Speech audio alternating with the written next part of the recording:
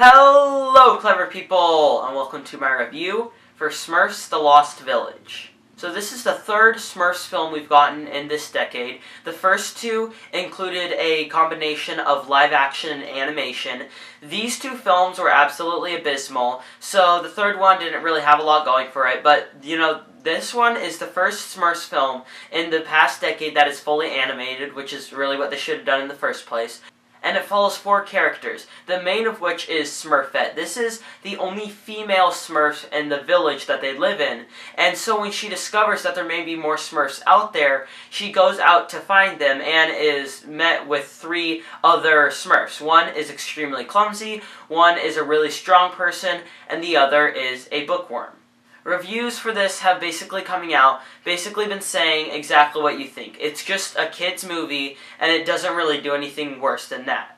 I went into Smurfs not excited, and I had no reason to be really, because the last two films were absolutely awful. There is no excuse for that. If you liked the last two, that is fine that you enjoyed them, but I have a hard time imagining anybody liking those movies. They are just awfully made. They're not funny in any way. I watched those when I was a little kid, when I was the target demographic for those type of movies, and even then I didn't enjoy them. I thought that they were just awful movies back then, so imagine what it's like, seeing another one coming out. I'm not excited because I had those bad memories. Luckily this one was fully animated, which was good, but still it just looked to be a movie that wasn't going to be that great. And that's what you get. Smurfs: The Lost Village is honestly just a bad movie. Is it awful? Is it terrible? Is it one of the worst things I've ever seen? No. It is just every single kids movie you've ever seen ever, compiled into an hour and 30 minutes. There's honestly nothing in this film that is clever, original, new. It is basically your disposable kids flick that comes out and does nothing else. I would like to go through the structure of this film just to explain how cliched it is. So, if you do not want spoilers for Smurfs: The Lost Village, just click away from the video now, go watch it, and come back to finish this. But I'm going to go through everything in the film and explain why each and every detail you've seen in a film before.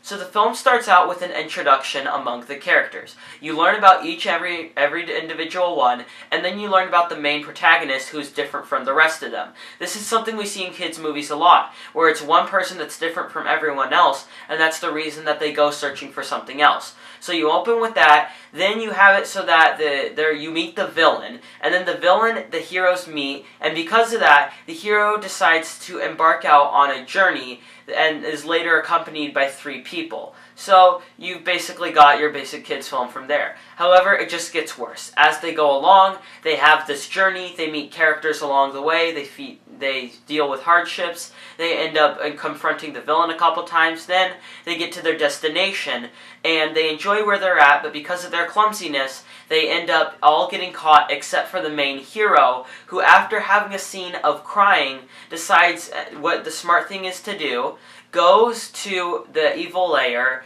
talks to the person, ends up freeing all of them and destroying the villain in the process, and supposedly dies before the rest of them have this giant, overlong 5-minute sequence where they're all crying, they're all sad, and then suddenly the character comes back to life, everyone's happy again, and it ends with a forced message. Sound like something you've heard before? Because it is. Every kids movie follows this plot by plot point. Every single kids movie has the ending have a ham-fisted message after a certain character comes back to life and they all express their feelings towards that character, all the good things about them.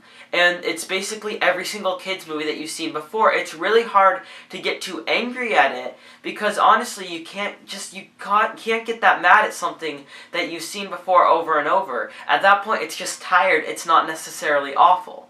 That's not the only kid thing it does though. You also had a lot of very quick tone changes, whether it turned into a drama or an action film or a comedy, at a very, very fast speed. You had very cliched characters that were caricatures that you have seen before. Let me just go through them, basically describing why I dislike the characters. There are 4 characters in this film. The first one is Smurfette, who is different from the rest. Her 3 sidekicks, though, are where the characters get annoying, because you have Clumsy, who is a clumsy person that always does stupid things. You have the brain person, who's really smart, but is also slightly clumsy and does stupid things. And then you have the strong person, who isn't very smart, but has a lot of muscle, but also does a lot of clumsy things. You have 3 characters that feel way too similar to each other, and that sort of makes it repetitive. And of course, like most kids' movie, you have some very forced pop music. They have only really 2 instances that I can remember, but they have 2 instances of pop music that is very forced and very randomly put in there. It feels like they completed the entire movie, edited it all, and then thought, oh, we need to put in a kids, a pop song so that kids will say, oh, I've listened to that song, I like this movie. So they put them in at the most random of parts, had them go on for about 30 seconds, and then they cut off, and it completely had nothing to do with the tone. The lyrics did not match what was going on. It was just there.